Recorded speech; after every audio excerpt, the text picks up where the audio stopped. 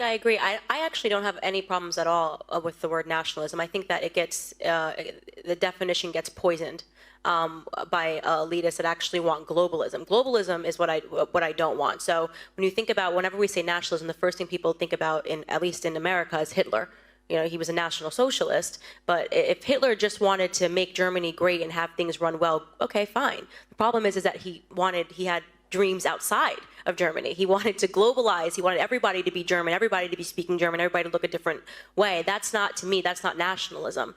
In thinking about how it could go bad down the line, I don't really have an issue with nationalism. I really don't. I think that it's okay. It's important to retain your country's identity and to make sure that what's happening here, which I think is incredibly worrisome in terms of the decrease in the birth rate that we're seeing in the UK, is what you kind of want to avoid. So I don't have I have no problems with nationalism. It's globalism that I try to avoid. So, Candice, on that specific point, would you say that Rabbi Shmuley has categorized it correctly or not? He's just openly lying, and that's why he didn't want you to play the clip. I was in the UK, by the way. I was at the Royal Automobile Club. There were Jewish journalists in the room, and nothing was written about it until months later when somebody was working on a hit piece about me. I was answering a question when they were saying, how can we just embrace the word nationalism when it sort of has this dirty feel? And I was just essentially saying that I actually don't have an issue with nationalism. I think it's totally fine to be a British nationalist, to be an American nationalist. And the problem is that it's wrongly attributed. That word, I think people instantly associate it with Adolf Hitler. And I would argue that he wasn't actually a nationalist because obviously he invaded Poland and he went beyond German borders. I didn't even mention Jewish people. I didn't mention the Holocaust. And suddenly you have people like Rabbi Shmuley who are pretending that I got up there and I defended Adolf Hitler.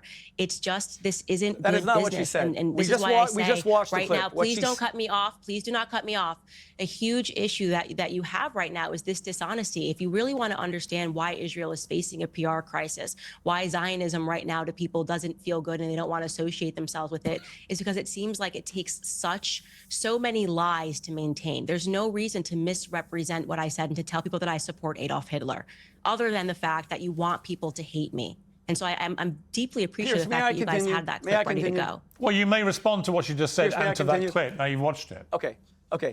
You know, she keeps on saying lying. I never said you shouldn't play the clip. I'm actually happy you did. She said if Hitler had only focused on domestic policy, she would have had no issue with him. His domestic policy was to the Kristallnacht, burned down 3,000 synagogues in a single night domestically. That was not in Poland.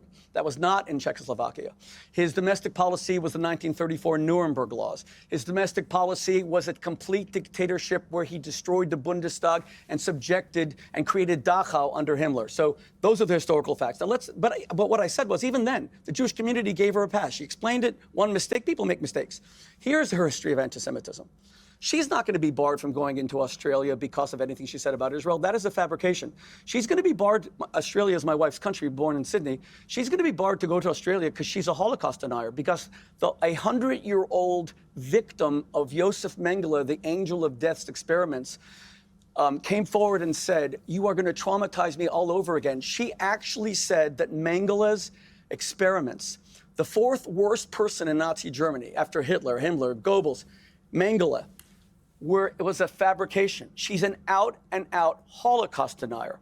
And Australia, God bless them, took in so many survivors after the war, including my wife's family from Slovakia. Well, let me ask Candice Owens now. Wait, she said that the Mengele experiments were false. Go ahead. Let me ask Candice Owens now two things. One, are you a Holocaust denier, or do you accept that 6 million Jews were killed by the Nazis in the Holocaust? And secondly, do you believe that Joseph Mengele did what he is reported to have done and has been since World War II ended? Thank you for those questions. No, absolutely, I am not a Holocaust denier. This is, again, another fabrication based off of a monologue that I did in which I was putting pressure on the American government to explain why it is a fact that we learned all of these things about the horrific things that Nazi scientists did. And to be clear, Piers, I did not even mention Joseph Mengele's name in this skit at all. I spoke about all of the things that we learned, that we were told over the years, some of which ended up being rebutted, and there were tons of that part doesn't matter. The point is, the end conclusion of that is that the CIA, via an operation known as Operation Paperclip, took the Nazi scientists and brought them to America, where they continued horrific experiments on Americans.